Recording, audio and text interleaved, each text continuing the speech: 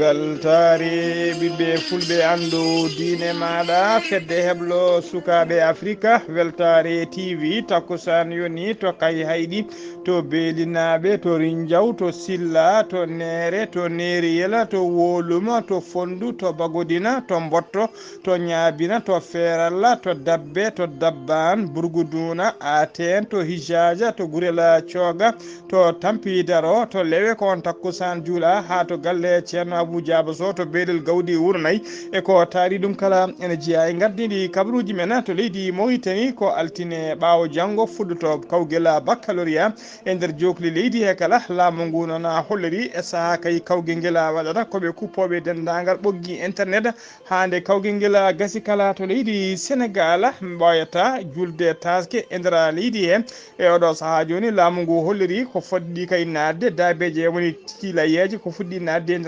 e nder dara leydi ndi ene qime ha temedde 4 e capanɗe jeeɗiɗi e 5 ujunere ne fawi temedde 6 e 4 layye ko fuɗɗi nadde e nder leydi he to leydi Mali ko alata janggo woni vote woni suggoji mabɓe ko fate référendum woni tugol tunorgal leydi ndi habaruji men jolam jaberi ma jaa ha to leydi France jeeyan ha to leydi Yemen bisimilla mone ketki hotondirte joni joni piren pacciren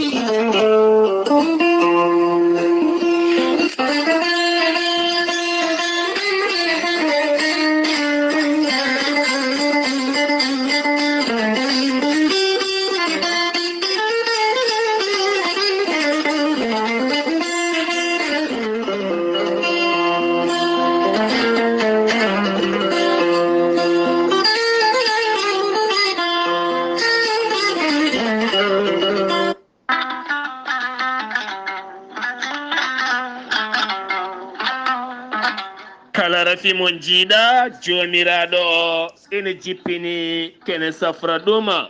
gorel teya ko haako moƴƴo iwruko en to korodinoro ari ko wallude en e safrude en ha moni kala yiito hen hoore muɗuma an joguiɗo AVC jogui karƴak yiƴam dogay ɗaɗi muma neɗɗo tuƴiɗo ɓandu jaaɗoru ɓandu wuloru joguiɗo sukara koppi musoji koyɗe musoje sa jokkodire gorel teyya joni joni keɓa hen ko laaɓi a neɗɗo tuƴiɗo donkuɗo yaade jama ni juma ni jokkoyde enɗama jokkodire gorel teyya ko ha kono ha ko wargani ala rewam ala effet a wulnan ndiyam ma ha wula guitta ko jamireɗa mbaɗa hen ala sukara ala lamɗam ala nana aɗa yara no wirani jiitoɗa hen cellal ɓandu maɗa joni joni sa yiiɗi hebde ko laaɓi e ko jangta e gorel teyya jahata koto site mabɓe internet a mbatta ko www point gorel teyya point com ma janggan hoore maɗa so tawi ko tongoɗe gorel teyya ha mbawa jokkodirde mabɓe woto woɗɗo joni joni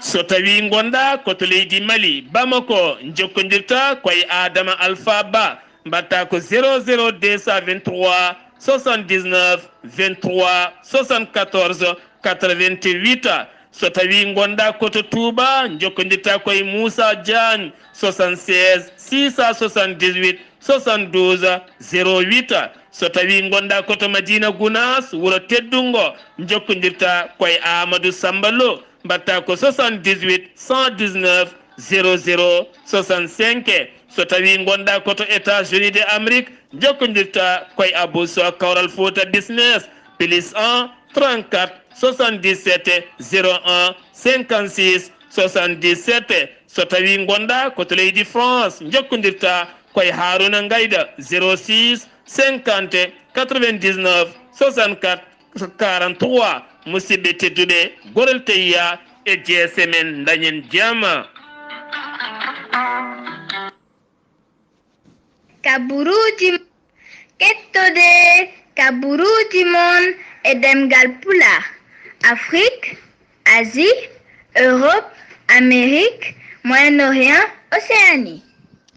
Jam nyalle mon musidɓe tedduɓe heɗen gone hoore biira sappo e jeeɗiɗi lewru korse woni lewru juin hitande ujunnaji ɗiɗi e nogas e tati habruji mon e ɗemgal pulaar e sawta he ko musidɗo mon sehil mon Ghalii Abuu Bah to karallagal ha mbawon yiiden to banggue nate ɓosoje ko miñi men sehil men Saydou Abou Bah ko adi kabruji men e ɗemgal pulaar noon hono ba Abdoulaye Mamadou ɓuuro lollide Blé Ba kañum woni maire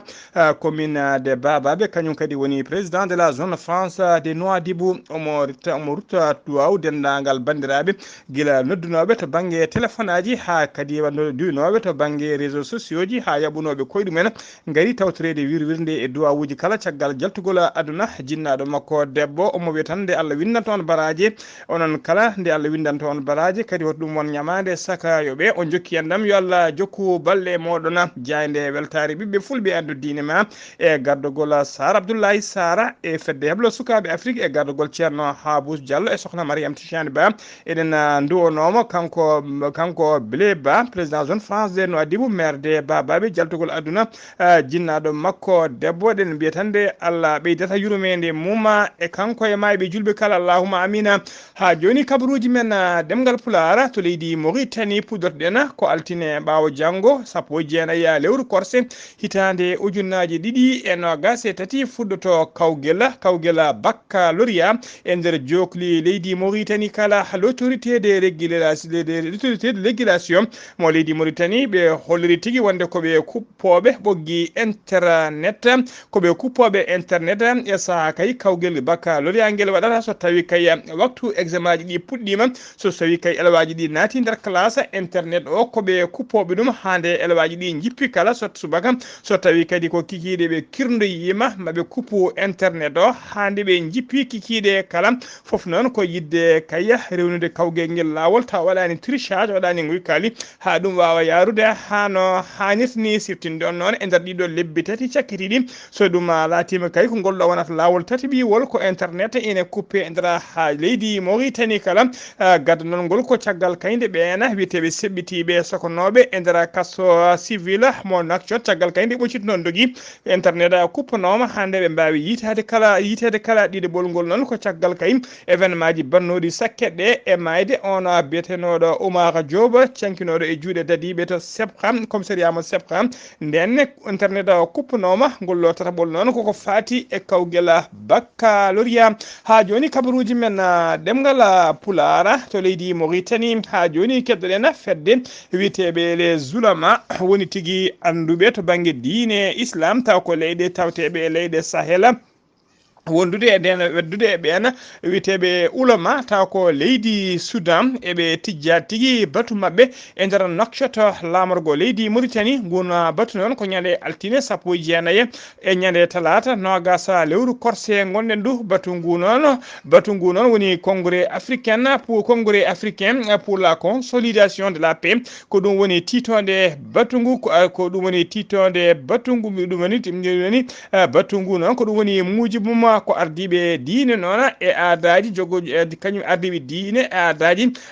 kañumen tigui tamboto ha nguɗon batu temmaɓe noon mbiɗen hitande hikka nde walla temmaɓe nguɗo batu noon ko établissé la concorde entre vous woni tigui pamodiral e jaam e kisal yo heeɓe hakkude moɗon mujibu batu ngu noon ko ƴettude peeje kayim kamɓe ƴettude kidde kay ƴettude peeje ko yidde ƴettude mujibu batu ngu noon ko yidde ƴettude peeje kayim hano jaam artiri hakkude ɓesgu Soudan naɓe oɗo saaha joni pecciɓe pecce ɗiɗi tawi hen feccere kala ko général goto ardi ɗum koninkoɓe mum ene poɗodira ko fati e gardigo ɗiɗo duuɓi kala ko kareɗe bombardement ji yimɓe hewɓe mbasi hen pittaɗi mum ƴettude peeje kadi ko fati haɓade handade seɓɓitiɓe e nder falde Sahel kala ha joni ko leydi Mauritanie keddoɗen seni woni commission électorale nationale indépendante pendant ko catal halfinaɓe ko fate subgoji e nder jokli leydi Mauritanie ɓe kolliri tigui wonde ñande nogas na yaha lewru juin ndu gonɗen ndu ko ñalawma moɓe cuuɓi ko fati kay e wattugol wattude voteji e nder voteji taw ko voteji mairuji woni municipal e nder yoga e bureau ji de vote tawateɗi e nder ɗiɗo région ngaji ɗiɗi hen région goto koto hoddela charqi e région ɗiɗaɓo o noon koto région de gorgol so tawi ko bureau ji battoji vote mumen to hoddela charqi noon ko ni ɗigui ɗum leli ko ɗiɗo bureau ji bureau numéro 1 on ko dispensaire commune mo Nouala e bureau commune mo Nouala wondude e mo tawi nder mo qatade nema wondude e bureau leywat de commune mo kumbi sale e nder tawi nder muqadda mo timbadara eto bureau to wite zereyla 1 e nima bureau zereyla 1 d e 3 kala ene tawe e nder commune mo bey hala horasa so tawi noon ko nder région di gorgol to ɗiɗon vote ji ɗamini wattede to ko bureau 1 e bureau d ɗum ne tawe to nokku biteɗo lehda e bureau numéro d ne tawe to tufde CV e bureau ji noon 1 et 2 et 3 école 3 to maqama ɗiɗon bureau ji woni ɗi battoji e nder région di gorgol ɗum noon ko caggal kayde cour suprême caggal kayde ɓeena ɗina yoga e bureau ji dépose no recours mumen cour suprême noon waɗino annulé vote ji e nder ɗiɗo bureau ji e nder ɗiɗo région ngaji ɗiɗi ɗimtuɗen ɗum noon sumgoji ko ɗum saabi noon woni tigui ɓeɗon witeɓe seni woni commission nationale indépendante suuɓi tigui wattude sumgoji ɗi ñande no gase nayya e nder ɗiɗon bureau ji ha joni kabaruji men ɗemgal pulaar seno mimeto leydi Mauritanie koto leydi Sénégal paɗen e dow lawol Foundiougne e nder région mo Fatick ko accident musto waɗi toon waɗi mayɓe nayo sur place ɓen ko ɗon mbasi pittari men e barmuɓe jeetato woɗɓe ko oto mo hinde 7 place kañum ferɓodiri e auto personnel on auto personnel noon ko policier goto kañum dognanno oɗon auto particulier omo jeeya e barmuɓe kanko policier dognannoɗo oɗon auto personnel so tawi noon ko chauffeur auto 7 place o transport mo 7 place on jeeya tigui e wasɓe pittali men e nder jeetato barmuɓe hen nayo tawama tigui ne tampi sanne kamɓe gañiɓe kala ɓe mbawi tigui ɓennede to hôpital mo Fatick accident o noon waɗi ko subaka hande aseda hande hande waɗi ɗum sanga kaya 9h subaka auto particulier noon mbiɗen komo hinde PGO ha joni kabaruji men ɗemgal pulaar to leydi Sénégal ha joni to Touba kala ko fati kayim en nden ka turen kay rende keeri ko fati e diine e nder hormade diine e aadaji e nder Touba ko ɓen witeɓe Baye Fallen ko kañumen kalfina ɗuma khalifa général di Mouride holliri tigui weltanimamaɓe no fewi duwanimaɓe gueɗe kay jarna mabɓe ɓe daari kay haɓade kay e gueɗe kewɗe taw kadi ko wadde diggala ko fati kay e yidde khalifa o e oɗo saaha joni noon gueɗe kewɗe ɓe kolliri tigui ko interdit woni ko kaɗade e nder Touba ɗen gueɗe noon wayi ko wayno simmade cigarette ko wayno yeeyde cigarette walla alcool en walla wadde greffage e comci ɗi jettaki joni comci debbi ɗi sukaɓe rewɓe gadiri wadde e kala saaha ko interdit e nder Touba tawa kadi halfina tambi ɗum ko ɓeena witeɓe Baye Fall teskama noon ɗeɗo balle kala Baye Fall en ene tawi nder booli e beddaji ɗi Touba ɓe jogui ko labɓe mabɓe kala debbo kay birtiɗo ɓe waɗi greffage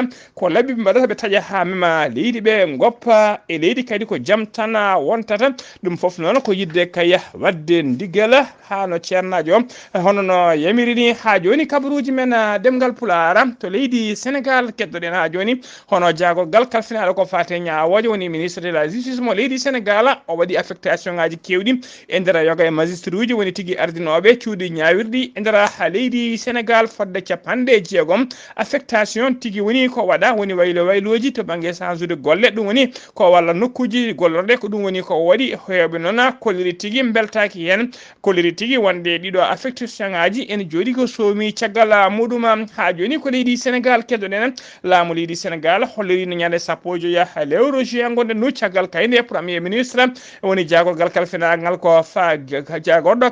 hoore jagoɗe leydi e jagorgal kalfinaɗo ko fati e negol jawɗi caggal nde ɓe mbanno jillu mabbe e ndera yoga e dare tawteɗe nder leydi heɓe kolliri wonde e oɗo saaha joni e ndera temedde ɗiɗi e jeenayyi darara dare to jawdi yeyete e ndera jokli leydi Sénégal kala ɓe kolliri oɗo saaha joni ko fuɗɗi nadde eɗen dare ene qime ha temedde nayyi e capanɗe jeeɗiɗi e joyyi ujunere ene fawi temedde jeegom e nayyi dammowol tawi ko layye e nder dare he e oɗo saaha mo wuuri noon oɗo saaha rawane noon ɓe kolliri tigui e oɗo saaha rawane fuɗɗi noon nadde so tawi ko oɗo saaha rawane mo comparaison ko ujun temedde nayyi e capanɗe joyyi e jeegom ujunere ne fawi temedde jeenayyi e capanɗe nayyi on paami tigui ɗum ɓeydima no fewi e ndera oɗo saaha e ndera région de Dakar tan ɓe kolliri ene tawe hen capanɗe joyyi e jeetati ujunere ne fawi temedde jeetati e capanɗe joyyi e jeeɗiɗi mouton woni dammowol taw ɗi hinde layyaji ko ɗum woni ko fuɗɗi tawede oɗo saaha joni e ndera région de Dakar ɓe kolliri noon e saaha oɗo saaha rawane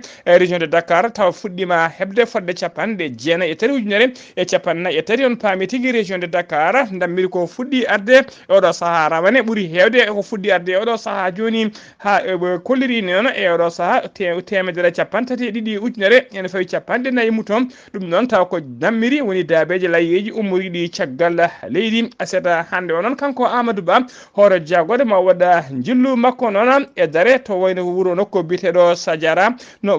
to noggu Sandiara tawi nder département mo Mbour e to wiyete Touba Tolo e to wiyete Sewe Khaye e département mo Thiès foof noon koye mbadi heblanade julde taske nde hano hannirta ni saabu ka yidde laamu ngu ko moni kala no haalisal ma wawi fodde kala ya heeb layye ma ha timma hano hannirta ni mbaɗa julde ma nde hano hannirta ni dow jaam e kisala ha joni ko leydi Sénégal keddoɗen jeen ha to Ziguinchor ala no mbatten sowona jabɓuɗen musidɗo men sehli men Amadou Isaga Kebe assalamu aleykum wa rahmatullah. Assalamu wa rahmatullahi ta'ala wa barakatuhu. Ghalii Abuu Bah a salmitama e dennangal hettoɓe Weltare TV kabruji garaɗen ɗo e nder Ziguinchor jeeyete ko to e Tandimani ina wayno tirailleur militaire Asam Kombata goto ina rutti toon hicci hanki omo yaara duuɓi 120 ɓe kolliti kanko noon ko modèle ɓe kolliti noon laamu ngu ina wayno tuppitaki mo gurdam makko ɓe kolliti hen noon mette mabɓe o ruttima o wirnama hanki ha joni laamu ngu daraki toon ɗum noon eɓe kolliti ɗeɗo mette mabɓe oɗo modèle mabɓe Asam Kombata mabɓe duttiɗo ne yara duuɓi 120 eɗen gandi kamɓe ministére uji ɗi ɓe jooɗinoma to e Dakar ministére premier ministre Ahmad Ba e Ismaïla Madior Fall en ina wayno kanko Ismaïla Madior Fall nde o ƴetti konngol o haali haala président Ousmane Sonko journaliste ji namdimo wimo ina namdimo beele Ousmane Sonko cokaɗo walla ha joni sokaka o jaabi kanko Ismaïla Madior Fall o wi ko o suwa taw sokede woni ko galle makko joni noon on journaliste wi biyaɗo kam sokama duuɓi ɗiɗi sokaɓe kasoji ɓe kanko ha joni omana galle makko holko addi ɗum ɗon kanko Ismaïla Madior Fall o jaabi o wi ina wayno rewata ƴeewete ko lawol no foti wonirde ha o wawa sokede soɓe galana ɗum lawol ɓe mbawa ittudemo e galle he ɓe nawam Pastef naɓe wonɓe noon to e Sédhiou ɓe kolliti mbi ɗum ɗo ko cakan so laamu are yande heewat ko peeje kono ɗum ɗo kam yahane hay nokku nde wonno ɓe ngala hen dalilu koɓe mbi o waɗi ko ɓe ngala hen dalilu so en jeehi ɗo e nder Niaguis eɗen gandi Victor Ndeye oɗo ko maire Niaguis kanko woni ministére microfinance o soodi sengeje kewɗe o totti Niaguis naɓe yo mballitoro e dennangal koɗoɗɗe mumen ɗe beele ina mbawa dañde Allah walla ɗumen toɓo ngo wasa tampinde ɗumen ɓe kolliti kamɓe Niaguis naɓe ɗon weltare mabɓe no fewi e oɗo ministére e ɗeɗo gueɗe ko waɗi ko e ɗeɗo golle Weltare TV musidɗo Ahmad Issa Kebe gorko mbotto kabruji ɗo fuɗa radio Zik FM jokkodirde e Ghalii Abuu Bah yo Allah hokku en walde jam. Allahumma amina Seydi Kebe golle ma jooɗi peewi en donima on ancien combattant taw kadi o guurɗo duuɓi 120 pawɗi elen mbiyatan nde Allah yurmotomo yaafoma kanko e mayɓe julɓe kala allahuma amina ko to leydi Mali paɗena to leydi Mali noon ko ñalawma janggo aɗa janggo 17 lewru juin 2023 woni ñalawma cuɓaɗo ko fate sumgoji noon ko fate yidde waylude walla memtugol tugnolgal ha leydi ndi ewɗo saaha joni noon laamu ngu nana dari dole mum ponno gam kay beele wuy o ene ɓuura hewde haɓe mbawa tigui wadde ko yiiɗa ko hewɓe noon ha tengti e ɓen lundiyankoɓe ene jogui kulhuli kay wonde kay oɗon référendum ko yidde kay beele oɗon colonel Azimi Koita e oɗo saaha joni hojo transition leydi ndi beele ne wawa wonde mbiri kadi beele ne wawa ardade leydi ndi constitution kadi no hollirni ene ɓeyda tigui hollude doole walla ɓeydude doole wonande kay on ɗaminiɗo wonude hoorejo leydi saabu kay guila ko fati e suɓade jagorɗe kanko hoorejo leydi o omo wawi suɓade jagorɗe ɗo wela kala tawo disnodirani walla hollitani walla fadani e premier ministre makko woni tigui pouvoir président koko ɓeyda ene usta noon doole premier ministre e kono holliri constitution kesso o ha joni ko leydi Mali keddoɗen cetal walla lalla landa dawrugol wiyete ka CNA S faso here ko landa dawrugol wiyete noon landa ka waɗi point mum de presse guila ñande altine 1 lewru juin ɗo gonɗen ndu 2023 to siège landa ka to legal hamdallayi ɓe kolliri noon wonde ɓe jaadani e ɗiɗo sungoji référendum tijjaɗi ñalawma janggo o ɓe kolliri kamɓe de koɓe baykolɓe woni tigui ɓe jaata tawtorede ɗiɗon sungoji ɓe jaadani hen saabu ɓe kolliri nguɗo laamu yingo wadde kay yuɓɓinde ɗiɗon sungoji ko pouvoir illégitime woni tigui ko laamu ngu heptinaka ko laamu ngu rawani lawol saabu kay ko laamu heftirngu doole mumen kay waɗɓe coup d'état laabi ɗiɗi waɗɓe coup d'état gaddunol ngol ko 18 août 2020 ɗeɓol ngol ko 25 mai 2021 ardino conférence de presse noon ko biteɗo Soumana Tangara kañum woni secrétaire général woni kolal kuɓal landaka e tawtorede madame Traoré ceɗɗo Ba on kañum woni hoorejo fedde rewɓe tawateɓe nder landaka wondude biteɗo Amadou Diara on ko kañum woni Amadou Diawara kañum woni hoorejo sukaɓe landa fedde kañum hoorejo sukaɓe e landaka ha joni ko leydi Mali keddoɗen to leydi Mali jeen ha to commune mo Sadiola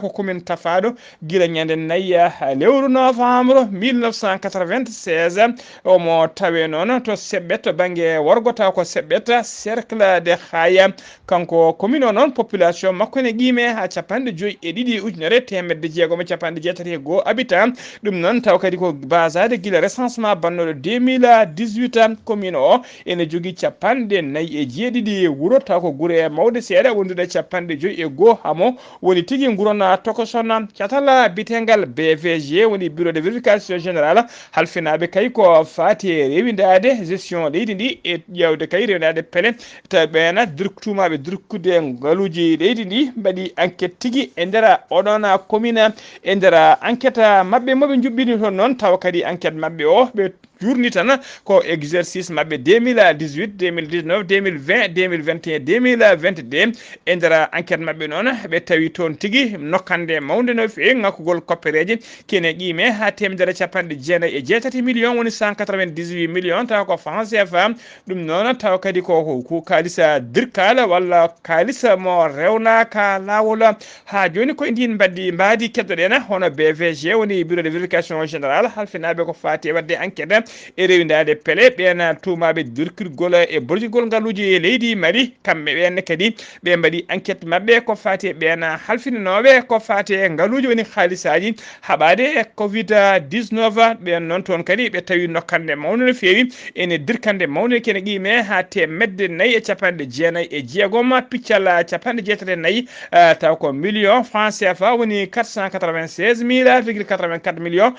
franc CFA noon taw kadi ɗum ɓe 80 noon ɓe kolliri tigui ɓe kolliri noon tawi kene itta taw kadi ko ittugol ngol walla halis o rewani lawol on halis noon koko fati kay e corgol installation équipement ji ɗum noon kadi tawi ko tuggi oɗo période woni guila 1er juillet 2021 ha yetti 31 décembre 2022 ha joni kabaruji men ɗemngal pulaar to dongre Afrique ha joni jeen ha to Nigéria to leydi Nigéria Ali aliko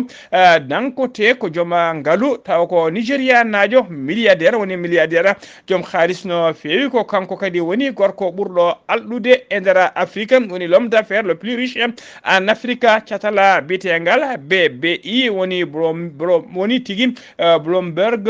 billionaire index dartiri ngale kala saha wadde be to yidde kanyum heewi hollirde kala saha hol africain burdo hewde khalis e hol dewde hen ngala catal non caggal kayde yidno wadde classement mum be tawi tigi wonde khalis makko o perdi khalis kewde e odo saha be kolliri tigi ko perdi ko e ndara dido duubi seeda tan ko 3,12 million woni million ngaji tati piccal sappo e ɗiɗi taw ko milliard 3,2 woni milliard uji tati piccal ɗiɗi piccal sappo e ɗiɗi woni 3,12 milliard taw ko khalisa dollar ɗum tigi woni koɓe tawi ene ngakki walla ne fuɗɗi perdude e khalisa oɗon biteɗo aliko dankote taw ko joom ngalude fewi joguiɗo dépôt ji walla mbiyana joguiɗo usine aji ciment e usine aji raffinerie e gueɗe kewɗe goɗɗe dilloje e nder yoga e lengre Afrique ha joni kabaruji men ɗemgal pulaar kabaruji men jolam jaɓeɗi koto leydi France paɗena leydi France noon kikiɗe ase walla mbiyan après midi aseda hande o waɗi tigui garmi gara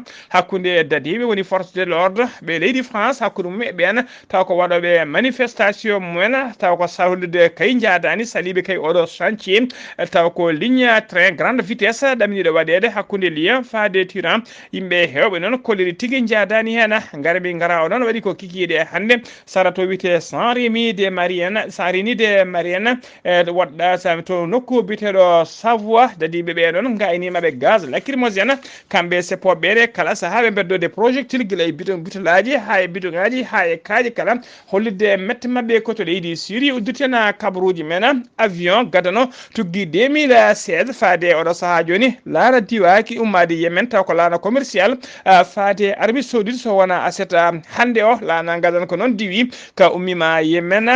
ka ummima tigi laana gadan ka ummima tigi toon to lamorgo Yemen ka yaaɓi laatu Yemen lamorgo leydi Syrie ka yaaɓini tigi Arabie Saoudite kana laana noon ko vol commercial e ko jonnite medde ɗiɗi e capanɗe jeeɗiɗi passager taw ko hajjiyankoɓe aroɓe wadde hijjore mumen hitande hikka nde e nder leydi Arabie Saoudite ko ɗum ɗo noon ene hollir tigi wonde kayeɗo saaha joni jaam fuɗɗima artude hakkude leydi Arabie Saoudite hakkude mum e leydi Syrie tikki tekkere noon surkanno hakkude mabɓe guila 2016 musidɓe tedduɓe gasi ha laaɓi ceerno ko ɗum ɗo wonno ko min tongan noon kabaruji mon e ɗemgal pulaar e sawta he ko musidɗo mon sehil mon Ghalii Abuu Bah to karallagal ha mbawon yiide en to banggue YouTube ko miñi men sehil men Saydou Abou Bah to Ziguinchor ko Amadou Isaga Keɓe ketki malaki jaam yo jaam Allah jogomi jogo on